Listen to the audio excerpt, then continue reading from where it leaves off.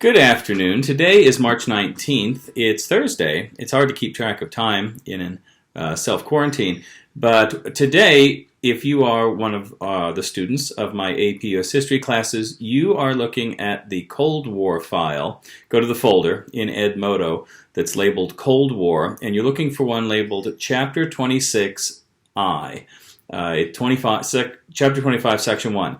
When you open it, you will find that it says Chapter 27, because we've changed textbooks over a period of time and the chapters have shifted, so they're labeled differently. For those of you not one of my students, if you'd like to follow along in the notes, you can go to edmodo.com, edmodo.com, and put in the code ZB9DDZ. That code is probably only good today and tomorrow, and I'm unlikely to reset it, so you got here at the right time. That's Zebra Boy 9 Delta Delta Zebra at edmodo.com. All right, so we're going, now that hopefully you have either paused the video and found it, or you have gone to Edmodo, loaded it, and gained access to it. I would like to start with a song from the movie hopefully you watched before watching this video. On yesterday's video, I suggested that you go watch The Atomic Cafe. It's available on YouTube, it's available on Snag Films, and I sat down with my family and watched it last night. It was enlightening in a lot of ways. There was a lot to talk about, and it describes the nuclear hysteria. This is one of the songs that you may have heard on that documentary. It's about the Korean War, and I am in no way suggesting support for these lyrics, but it is a little bit weird that a song like this even exists. There will soon be an end to this cold and wicked war, when those hard-headed communists get what they're looking for, and only one thing will stop them and their atrocious bunch: if General MacArthur drops the atomic bomb. There'll be fire, dust, and metal flying all around, and radioactivity will burn into the ground. If there's any commies left, they'll be all on the run, if General MacArthur drops the atomic bomb. Old hard-headed Joe will be feeling mighty blue when he finds out he's bitten off more than he can chew. His aggression will be ended and the job will be well done, when General MacArthur drops the atomic bomb. There'll be fire, dust, and metal flying all around, and radioactivity will burn into the ground. If there's any commies left, they'll be all on the run, if General MacArthur drops the atomic bomb. There you go. There's your entertainment for the day. Now, if you have opened up the Edmodo lessons, let's move to, well, this is a lesson about the post-war years at home.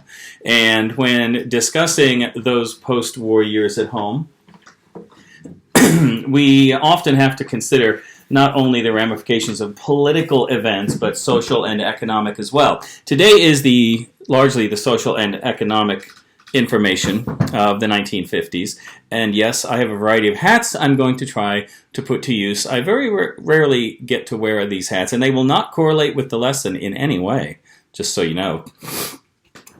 So, slide number 3 says that there's an awful lot of fear. If you watched the documentary, The Atomic Cafe, you are aware of the nuclear hysteria America engaged in. It kind of consumed us for a while. It provides the foundation for much of the background for Fallout 3, New Vegas, and Fallout 4.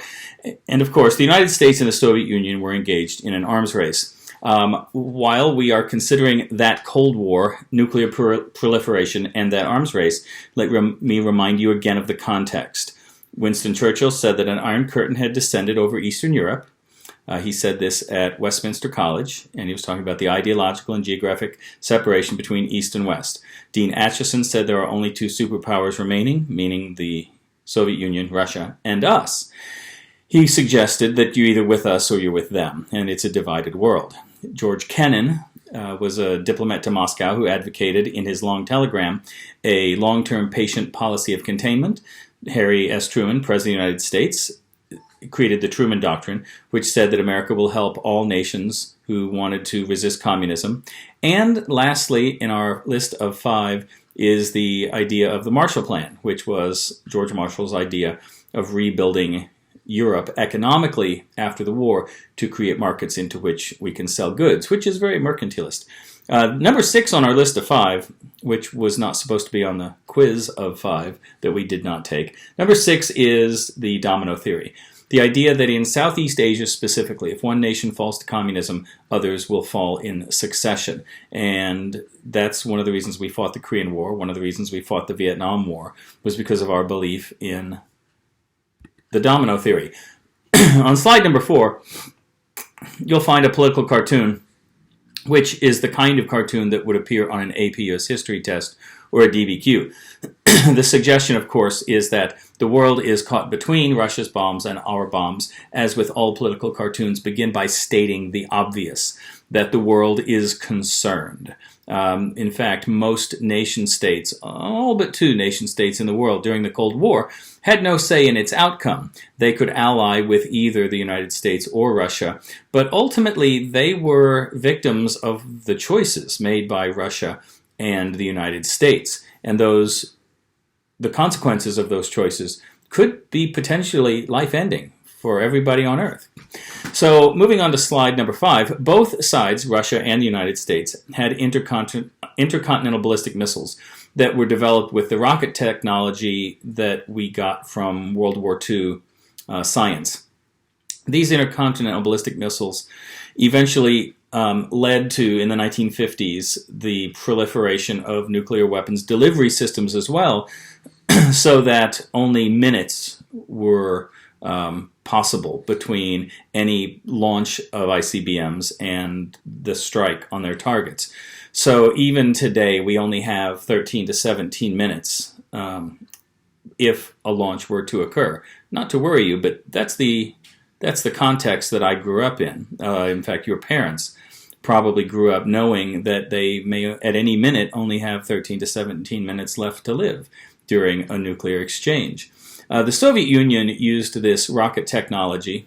By the way, if you saw the movie October Skies, that's today's movie suggestion. I hope that you can find the movie October Skies. It's actually quite good.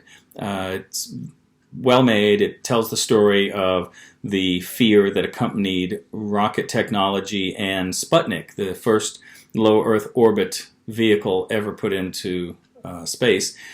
This was an advancement by the Soviet Union, and Sputnik was nothing more than a low Earth orbit satellite that broadcast a radio signal. But Americans, of course, fear what they do not understand, and there were people who actually believed that Sputnik was reading our brainwaves, that it was altering our behavior, that it was turning us into communists. People thought a lot of things about Sputnik.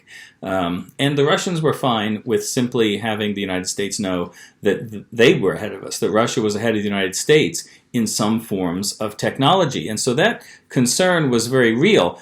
On the next slide, the one on the left, obviously, is Sputnik. I'm going to skip the context of slide 7. That's the kind of thing we would do face-to-face. But if you, I'll skip you Googling it. Let's see. I'm manipulating documents at the moment to get to what I'm looking for.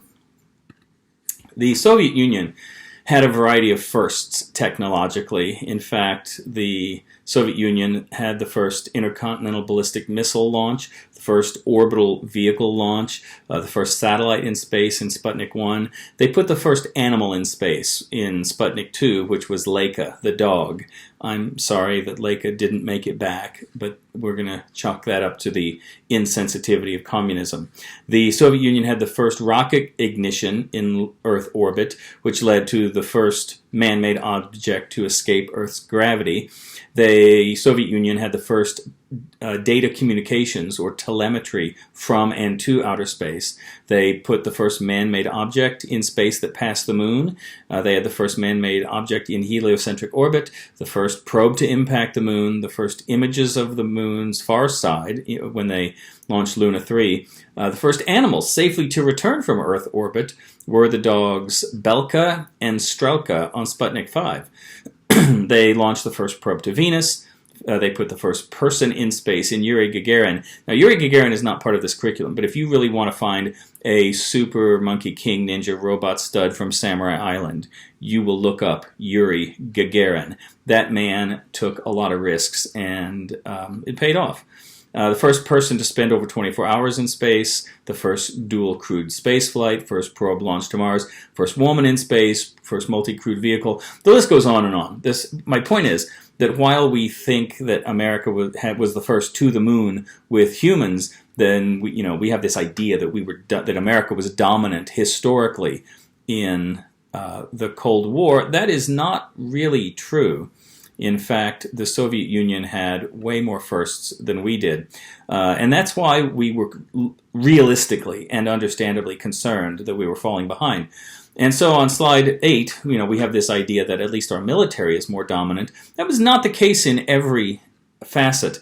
In fact, in 1960, up to 1960, the United States had been flying spy planes over Russia to look at their nuclear development, and they had developed new technology that allowed for better MiGs, better jet fighter aircraft. And in 1960, one of our U-2 spy planes, piloted by Francis Gary Powers, was shot down over Russia by one of these MiG fighter jets. And we did not know, we were not told that Russians could fly that high, but we were in their airspace. And so it's difficult to defend our violation of their airspace simply because we had technological superiority up to a time.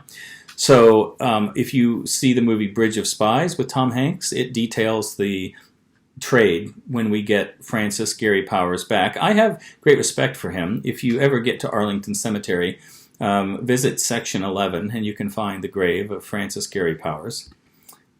So on slide 10, you see the dog Laika in Sputnik 2, who was sent into space. This is the first living creature put into space. And of course, with all of these firsts by the Soviet Union and all of their development in rocket and weapons technology, we develop a civil defense program. And the civil defense program in America is designed to allow us to survive a nuclear exchange with Russia, which, of course, if you look at the image on slide 11, if you're not following the slides, you could Google the outside semi-mounded plywood box shelter. It comes from the Family Shelter series of the United States government, in which our government, through a civil defense program, tries to convince Americans that a nuclear exchange with Russia is survivable. And so one of the questions for us is, does the United States' position that a nuclear war is survivable make war more likely or less likely? And the conclusion historians draw is that any belief that a nuclear war is survivable makes war more likely.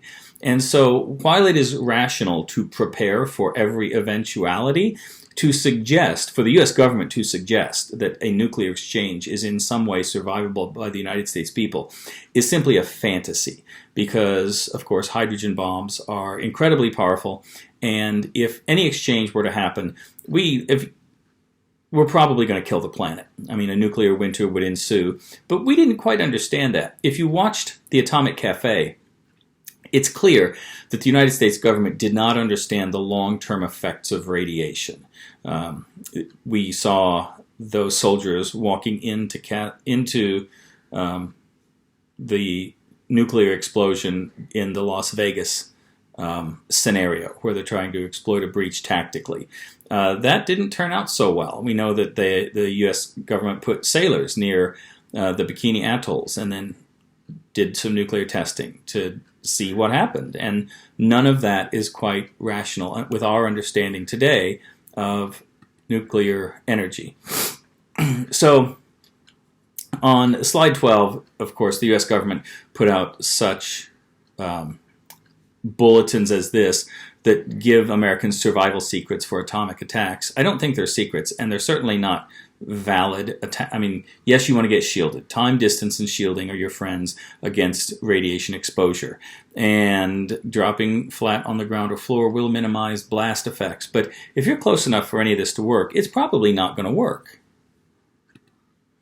So the good news in the 1950s is that our economy was booming. There's a lot of changes that happened socially, economically after the war. And the formatting I see now on this slide may not be completely readable. But the gross national product of the United States more than doubled after World War II. It jumped from $1,526 to $3,088. And that kind of gross national product doubling is amazing. And so America lives the kind of lifestyle that we consider to be the good old days. We consider that to be the growth of the middle class. And our understanding of what was will not ever again be what is. And so there's this, like the cowboy era. It only affected 3% of the population, only lasted for 20 years, and yet we still think we're cowboys. We still have this idea of what the middle class is, although that middle class idea was only valid during the 1950s. And so we hang on to what we think of as the best of us, even though we'll never recreate those things. This jump was largely due to the productivity that we developed during the war. It was due to some of the efforts of Franklin Delano Roosevelt in creating economic safety nets during the Great Depression. It was in part due to the creation of new markets with the Marshall Plan. And, of course, the war's over, and now people need to rebuild. The same dynamic we saw on college campuses after World War I, where veterans go onto those campuses, happens after World War II as well. And the nature, the social environment of college campuses changes dramatically when ex-military people go onto the campuses with their GI Bill money. And campus life becomes much more serious because those adults have seen things that people right out of high school have not seen and done. And so the frivolity that you might think of as campus life really changed in the 1950s. Let's go on to slide 14. Because we wanted to avoid the next economic crisis, and for those of you who are not with us on a daily basis, for those of you visiting, the class has an understanding of what causes economic crisis. We often see a commodity that is speculated on. In 1819 it was land, in 1837 it was land, in 1893 it was railroads, in 1929 it was stocks, in 2008 it was mortgages, and I would argue today you should be watching oil. But because companies didn't want to put all their eggs in one basket, because one commodity could be disastrous, many companies in the 1950s became conglomerates. They will diversify. They will try to own many different types of businesses with different products, different services. And this is the beginning of a shift that we're going to start seeing up to the 1980s. The United States has, in its past, been mercantilist. We have believed that a positive balance of trade makes a nation strong. And while that's not wrong, America begins a shift to the service industries after World War II. And today we see that America is not necessarily a manufacturing hub. There are other nations that manufacture much more than we do. We get our products from other nation states today, our manufactured products. We are not the king of finished goods anymore, but we are still the king of services. We provide services for other people around the world. We are involved in shipping, in logistics, in medical services. There's a lot of things America does that is not manufacturing today. And the beginning of that shift occurred in the 1950s out of a fear of commodity speculation and having all your eggs in one basket economically. In fact, the franchise concept is created where you as a company don't actually own all of the businesses that use your name, because you then shield yourself from the economic consequences of a collapse. If profit is made, you receive a share of the profit. And if no profit is made, you are under no penalty of any kind. Ray Kroc was very successful and one of the first franchise owners with McDonald's, and this means that another person gets to use your product, they get to sell your product, they get to use your marketing tools, the arches for McDonald's, and any marketing tools that are created for that product. And because of this economic boom, we become an automobile society. Now, as you know, in the 1920s, we saw a dramatic increase in automobile ownership. In only 10 years, we went from 1 in every 44 families having an automobile in 1920 to 1 in every 1.4 households having an automobile in 1930. That is an amazing transformation. Because of the growth of our economy in the 1950s, we are going to be shipping more things by road. So in 1956, we begin building the Eisenhower interstate system.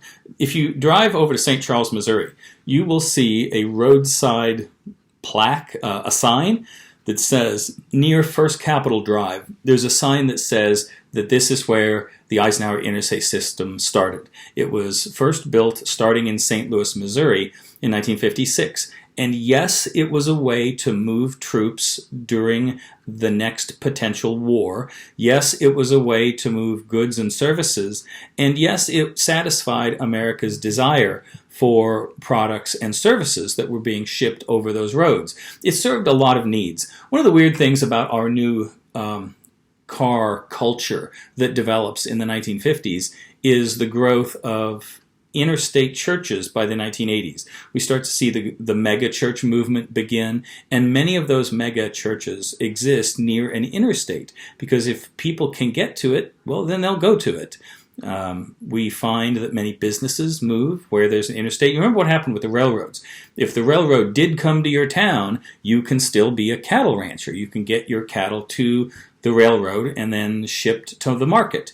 But if you cannot get your cattle to the railroad, you're no longer a rancher. And the same is true during the growth of the interstate phase. If the interstate comes near you, you are still a manufacturer. And if the interstate doesn't come near you, you're probably going to move your manufacturing near an interstate. I hope that today's lesson was informative. And let's see. So tomorrow, we'll move on with the 1960s. I am hopeful that I can convince somebody to come and sit in on one of these lessons, someone who knows a lot of stuff. Today I'm representing Edwardsville High School's choir. I'm not a member, but I am their biggest fan that doesn't have someone in the program. So I hope you stay safe and avoid all human contact for the duration of this isolation. Good luck.